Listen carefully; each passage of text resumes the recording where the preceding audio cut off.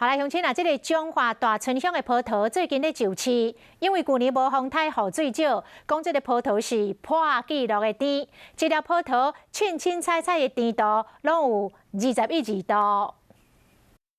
杜班的葡萄巴甜个侪接，啊那伊到底有偌甜？摕甜度做来试。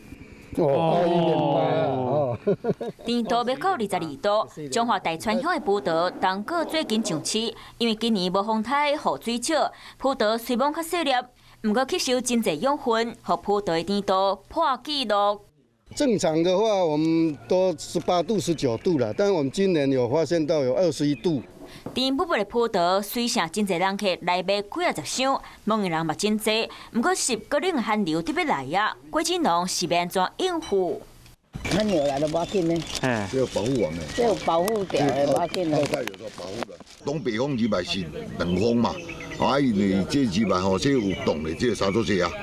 今年因为有疫情的关系，葡萄价小小可落来，不过品质真好。